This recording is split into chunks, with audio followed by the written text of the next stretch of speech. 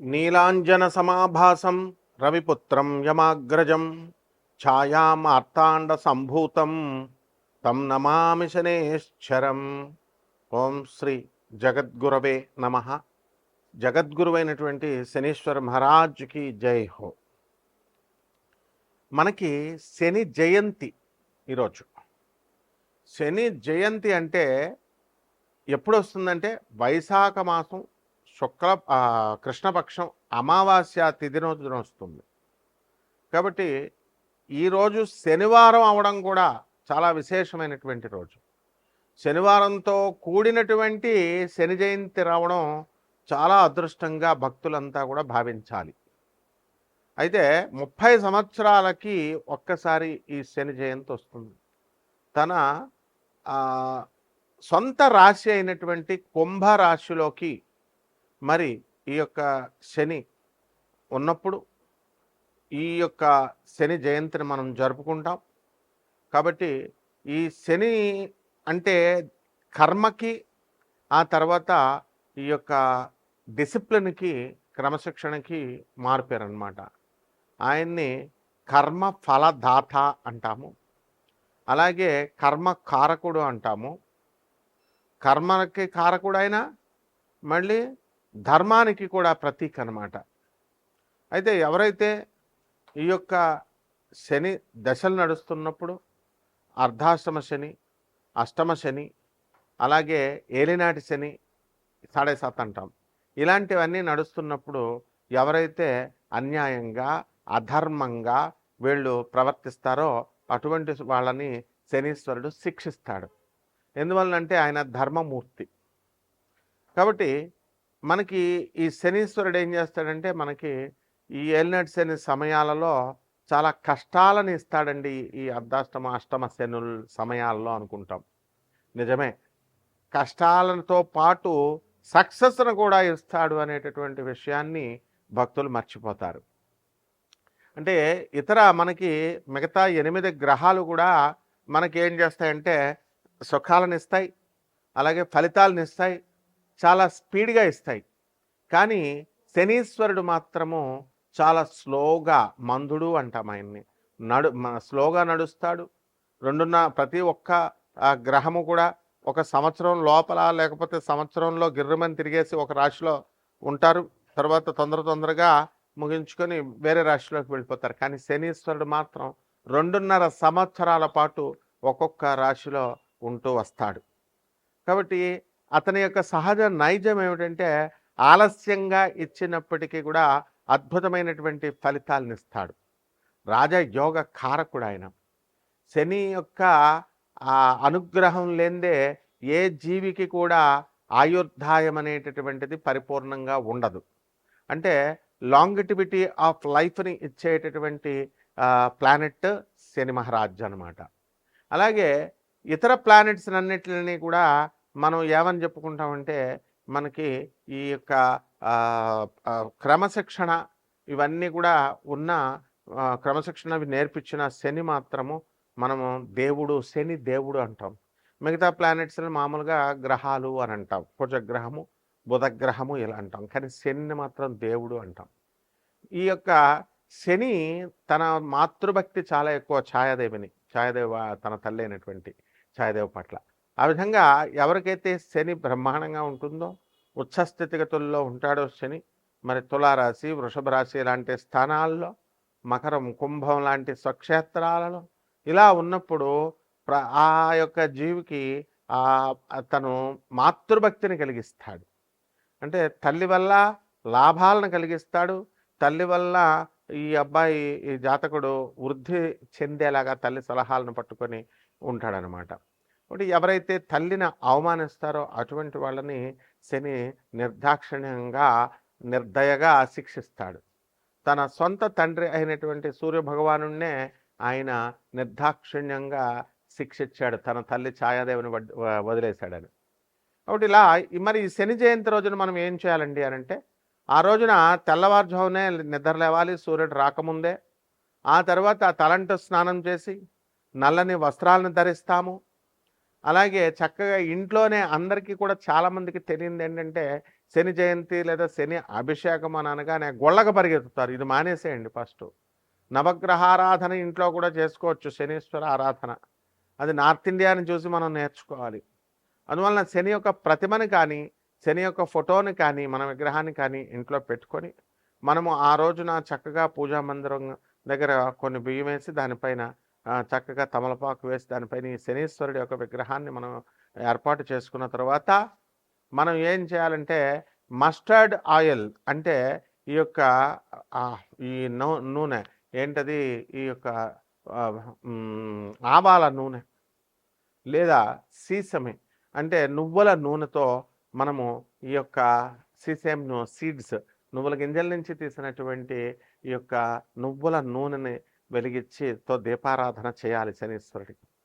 అలాగే నువ్వుల నూనెతో ఆ యొక్క విగ్రహానికి శనీశ్వరుడి యొక్క నామాన్ని జపిస్తూ మనము ఈ యొక్క బీజమంత్రాలను కూడా ప్రామ్ అనేటటువంటిది శనీశ్వరుని యొక్క బీజము, మరి ఓం ప్రాం నమః అంటూ ఓం ప్రాం ప్రీం అట్లా చెప్పుకుంటూ శనీశ్వరాయ నమః అంటూ మనము శనీశ్వరుడికి అభిషేకం, తైలాభిషేకం చేస్తాం. అలాగే ఈ రోజున వికలాంగులకి, పేదవారికి, సాధువులకి, తర్వాత ఈ యొక్క అనాథలకి కనుక దాన ధర్మాలు ఎవరైతే చేసుకుంటారో శని జయంతి రోజున, ఆ రోజున విపరీతమైనటువంటి పుణ్య ఫలము ఈ చేసినటువంటి వాళ్ళకు వస్తుంది. మిగతా రోజుల్లో చేసేది వేరు, శని జయంతి రోజున చేసేటటువంటిది చాలా అద్భుతమైనటువంటి ఫలితాలను ఇస్తుందన్నమాట. అలాగే శని రాజ్యాధికారాన్ని ఇస్తుంది కాబట్టి శనికి ఎవరైతే రాజకీయ నాయకులు ఉన్నారో అటువంటి వాళ్ళంతా కూడా మన శనీశ్వరుడికి చక్కగా ఈ యొక్క రాజయోగాన్ని ఇమ్మని చెప్పి ప్రార్థిస్తారు శని జయంతి రోజున. అలాగే ఈ యొక్క శని అభిషేకాలతో పాటు మనకి వీలున్నంత వరకు దాన ధర్మాలు ఇవన్నీ కూడా మనం చేసుకుంటాం. అలాగే చిమ్మిలి ఉండల్ని తయారు చేసి మనం నైవేద్యంగా శనీశ్వరుడికి మనం పెట్టుకోవచ్చు, లేదా బెల్లం ముక్కని నివేదనగా శనీశ్వరుడికి మనం పెట్టుకోవచ్చు. ఈ శని జయంతి రోజున ఓం శనేశ్వరాయ నమః అనేటటువంటి మహామంత్రాన్ని 108 సార్లు మనము జపించవచ్చు అన్నమాట. అలాగే నీలి పువ్వులన్నా, నీల శంఖం పువ్వులన్నా శనీశ్వరుడికి చాలా ఇష్టం కాబట్టి అందరూ కూడా మనకి నీలం రంగు పువ్వుల్ని తీసుకొచ్చి మనము స్వామివారికి సమర్పించాలి. అదేవిధంగా నీలము రంగు లేదా బ్లూబెర్రీస్ ఫ్రూట్స్ని మనము, నేరేడు పళ్ళు ఇలాంటివి నీలి రంగులో ఉన్నటువంటి ఫ్రూట్స్ అన్నిటిని కూడా తీసుకొచ్చి మనము శనీశ్వరుడికి నైవేద్యంగా మనం పెట్టాలి. ఈ రకంగా ఎవరైతే కష్టాలను మనకి ఎదుర్కొనేటటువంటి శక్తిని ఈ శనీశ్వరుడు ఇస్తాడు, అటువంటి వాళ్ళందరూ కూడా ఆ కష్టాలని ఎదుర్కొని సక్సెస్ అనేటటువంటి బాటలో వీళ్ళు ముందుకు వెళ్ళాలి. అలా కాకుండా మామూలు ప్లానెట్స్, మామూలు గ్రహాలు ఇచ్చినట్టుగా మనకి సుఖాలు చాలా సునాయాసంగా కష్టం లేకుండా వచ్చిందనుకోండి, దాని విలువ మనకు తెలియదు. కాబట్టి శనీశ్వరుడు ఏం చేస్తాడంటే మనకు చాలా కష్టాలను కలిగిస్తాడు. ఈ యొక్క ఏలినాటి శని సమయంలో యాక్సిడెంట్లు ఇలాంటివన్నీ కూడా జరుగుతాయి. జరిగిన తర్వాత నిరంతరము ఎవరైతే నడుస్తారో, నిరంతరము ఎవరైతే కృషి హార్డ్ వర్క్ చేస్తారో, వాహనాలు ఇవన్నీ వాడకుండా వీలున్నంత వరకు సింపుల్ లైఫ్ని ఎవరైతే లీడ్ చేస్తారో అటువంటి వాళ్ళంటే శనీశ్వరుడికి చాలా ఇష్టం అనమాట. అందువలన ఎవరైతే క్రమశిక్షణ కలిగి ధర్మబద్ధతగా ఎవరైతే ఉంటారో అటువంటి వాళ్ళకి సంతానం లేనటువంటి వాళ్ళకు కూడా సంతానాన్ని కలిగిస్తాడు. ఎప్పుడైతే యోగము లేకపోయినా సరే, జాతకుడికి ధనయోగం లేదనుకోండి, అటువంటి వాడిని కూడా ధన యోగాన్ని శనీశ్వరుడు కల్పిస్తాడు. అలాగే 6వ ఇంట్లో శని కనుక ఉన్నట్లయితే లాంగిటివిటీ ఆఫ్ లైఫ్ పెరుగుతుంది అని చెప్పి శాస్త్రం చెబుతోంది. అదేవిధంగా రోగాలు అనేటటువంటివి చాలామందికి అనేక రకమైనటువంటి రోగాలు వస్తాయి. సాధారణంగా డెర్మటాలజీలో మనకి చర్మ సంబంధమైనటువంటి ఈ యొక్క డెర్మటాలజికల్ డిజార్డర్స్ అనేటటువంటివి వస్తాయి. ఆ విధంగా చర్మ వ్యాధులతో పాటు హ్యూమన్ ప్యాపిలోమా వైరస్, హెచ్పివి వ్యాధులు కూడా మనకి ఈ యొక్క శని ప్రభావం వల్ల వస్తుంది. అలాగే పీసీఓడి ప్రాబ్లమ్స్, ఈ హార్మోన్స్ ఇంబ్యాలెన్స్ వల్ల వచ్చేటటువంటి ఈ వ్యాధులన్నీ కూడా క్యాన్సర్కి దారితీస్తాయి, ఈ హెచ్పివి వైరస్ కూడా. అందువల్ల వాటిని అన్నిటినీ కూడా ఈ యొక్క శనీశ్వరుడు నిరోధిస్తాడు. కాబట్టి ఒక్కొక్క రాశి వారీగా ద్వాదశ రాశుల వారందరికీ కూడా ఎటువంటి ఫలితాలు ఇస్తారో మనం చూద్దాం. ముందుగా ఇవన్నీ కూడా గోచారాల రీత్యా కోటాను కోట్ల మందికి అందరికీ కూడా కామన్ ప్లాట్ఫారంలో మనం చెబుతున్నాం కాబట్టి దాని రీత్యా మనకి ఈ ఫలితాలు అనేటటువంటివి ఇలా ఉన్నాయి రాశి ఫలాలు అని మనం చదువుకుంటాం, వింటాం. అయితే ఈ యొక్క వ్యక్తిగత జాతకం అనేటటువంటిది ఒక్కొక్కళ్ళకి ఒక్కొక్కలాగా ఉంటుంది. ఎవరైతే వ్యక్తిగత జాతకాలు కావాలనుకుంటున్నారో వాళ్ళందరికీ కూడా నాసా లైవ్ రిపోర్ట్స్ని బట్టి అమెరికన్ టెక్నాలజీతో మేము ఈ యొక్క జాతకాలు చెప్తాం. అటువంటి వాళ్ళు మనల్ని సంప్రదించవచ్చు. ఒక్కొక్క రాశి వారికి కూడా ఈ శని జయంతికి ముందు ఎలా ఉంటుంది, ఆ శని జయంతి తర్వాత ఈ యొక్క విశేషమైనటువంటి రెమెడీస్ చేసుకున్న తర్వాత ఒక్కొక్క రాశి వారికి ఎలా ఉంటుందో మనం తులారాశి.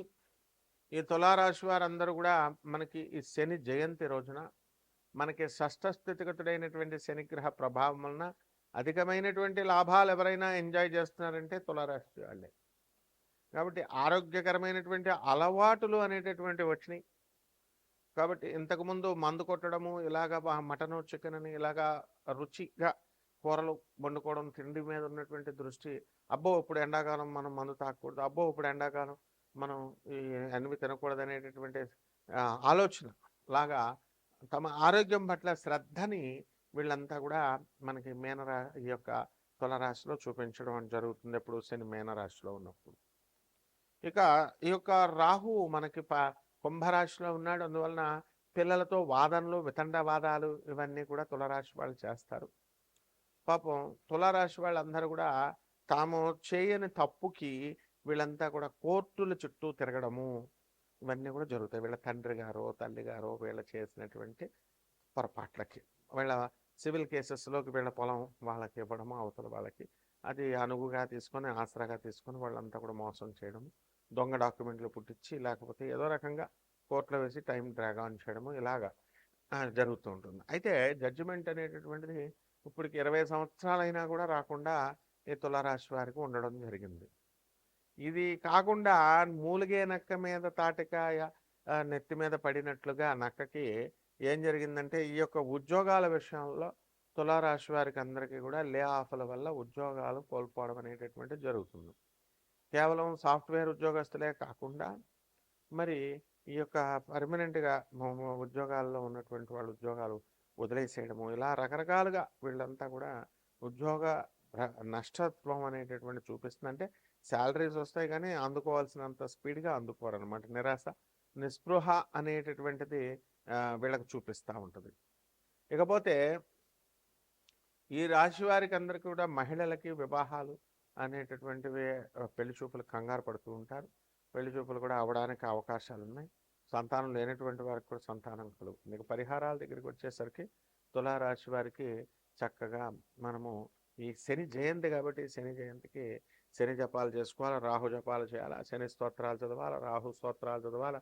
శనికి కిలోంపావు నల్ల నువ్వుల్ని నల్లని వస్త్రాలను ఇచ్చి పేద బ్రాహ్మణులకి శనివారం నాడు 8 గంటలకు దానం చేసుకోవాలి. ఇంట్లోనేమో చక్కగా వీళ్ళంతా కూడా మనము శనీశ్వరుడికి పూజ చేసుకోవడం, అలాగే రావి చెట్టుకు నీళ్లు పోస్తూ రావి చెట్టును పెంచుతూ రావి చెట్టు చుట్టూ ప్రదక్షిణాలు చేయడం, ఇలాంటివన్నీ కూడా మళ్ళీ సందేహాలు అవసరం లేదు. నేను చెప్పిన తర్వాత ఇంట్లో పెట్టుకోవచ్చా అండి శని విగ్రహం, ఇలాంటివి అన్నీ కూడా పెట్టుకోవచ్చు. కాబట్టి ఇంకా మరి ఇంకొకళ్ళు చెప్పారండి అంటే వాళ్ళకి సబ్జెక్ట్ లేక వాళ్ళు ఏదో వాగుతారు. అటువంటి వాళ్ళు చెప్పే మాటలు మీరు వింటున్నారంటే మీరు అంతకంటే బుర్ర తక్కువ వాళ్ళు అనమాట. సో ఇక్కడ స్థిరత్వం అనేటటువంటిది కావాలి. ఆ స్థిరత్వాన్ని ఇచ్చేదే శనీశ్వరుడు. కాబట్టి చక్కగా జాగ్రత్తగా చేసుకోండి. శని రావి చెట్టు కూడా నీళ్ళు పోసుకోండి. ఈ యొక్క బ్రహ్మాండంగా ఈ సమయం మీ సమయం ఉంటుంది. శుభమస్తు.